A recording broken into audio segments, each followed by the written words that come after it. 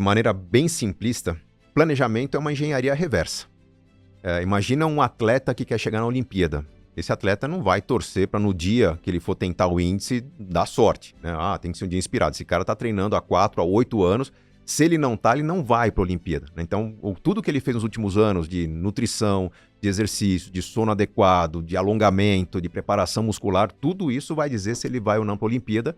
E talvez ele tenha que torcer para nada dar errado, né? Mas não para algo dar certo naquele momento chave. Planejamento não é você tentar identificar qual que é o investimento que vai me levar para onde eu quero. Você primeiro precisa saber o que você quer, quando você quer. Não vou cair na ladainha da matemática financeira apenas, mas se você não tem uma noção muito clara de quais são os seus grandes sonhos, aquilo que realmente te move, corre-se um risco, e aí eu vou agradecer muito a um grande professor que eu tive chamado Itamar Franco, que foi o nosso vice-presidente e presidente, quando houve aquela crise em Minas Gerais, que Minas Gerais chegou a falar de uma possibilidade de calote, que o dólar foi de 1 e alguma coisa para R$4. O que eu percebi naquela época foi que as pessoas que tinham dólar, em hipótese alguma, queriam vender. As pessoas que não tinham dólar queriam comprar e estavam pagando preços absurdos pela moeda que não tinham muito a ver com a realidade, mas era em função do pânico. Não adianta você escolher o bom investimento se você não sabe por quanto tempo você vai carregar esse investimento, se você não sabe quando você vai colher, por que você vai colher. Então, se você não tem uma boa motivação, o que vai acontecer é que você vai ser um grande acumulador daqueles que pode ter uma meta de chegar a 1 milhão, de repente você escolheu um produto adequado, você chega a 2, 3, 4 milhões, e quando você está em 4 vezes o resultado que você almejava, que era o de 1 milhão, você não vai querer realizar esse resultado, porque você acha que se você vender aquele ativo, você vai perder a oportunidade de crescer mais. A mesma coisa na perda, né? De repente você chegou no objetivo, mas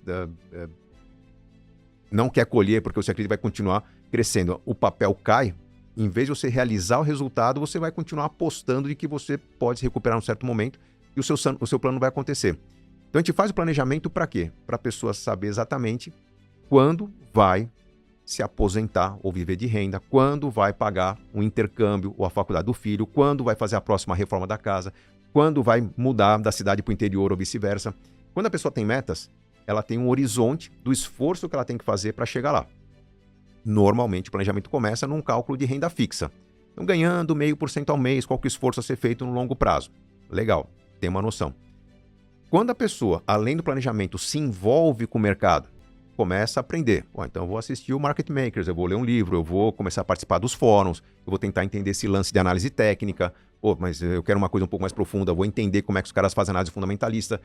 Tudo isso é para que a pessoa, num plano conservador, comece a fazer experiências de risco maior, dando passos um pouco mais ousados para tentar acelerar o resultado do seu plano.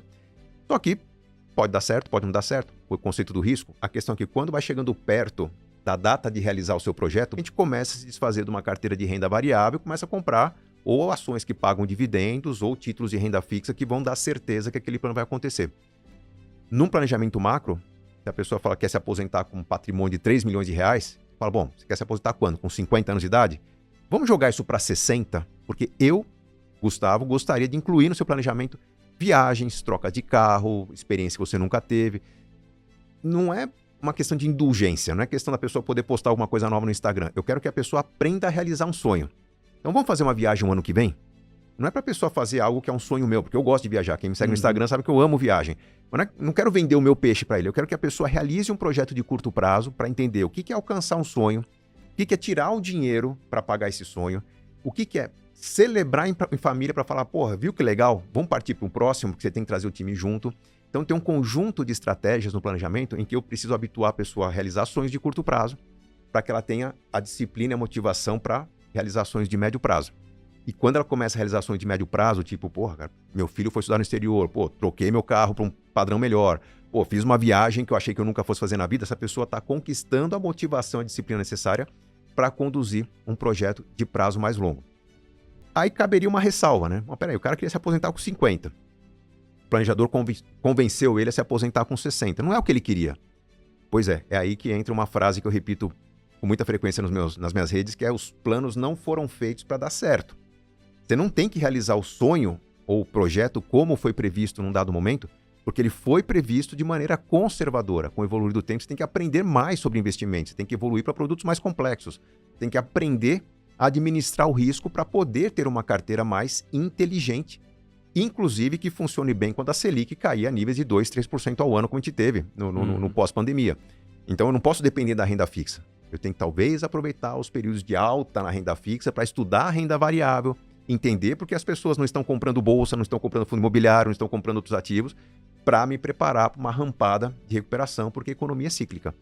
Então, eu começo no sonho da pessoa para explicar por que ela vai investir em renda variável. Não funcionaria em hipótese alguma se eu convencesse a pessoa a investir em renda variável para chegar depois num convencimento para realizar um sonho, porque senão eu começo a alimentar a ganância. Então, o planejador, eu acho que ele tem um papel muito importante no sentido de mostrar para a pessoa qual que é a carteira que ela tem que ter, porque essa carteira conversa com sonhos. Que é de curto prazo é renda fixa, o que é de médio prazo é algo misto, o que é de longo prazo mais renda variável. Então, basicamente, o planejamento é um cálculo, uma engenharia reversa de onde a pessoa quer chegar, mas cada centavo investido tem que corresponder a um nível de risco que converse com o sonho que a pessoa quer realizar e não que torne a pessoa uma pessoa mais ansiosa diante da possibilidade de perder a faculdade do filho, porque o investimento em cripto, investimento na bolsa, perto da data de realizar, não está favorável para um resgate. Faltou planejamento ali para a pessoa saber resgatar o que seria o sucesso, a realização de um sonho.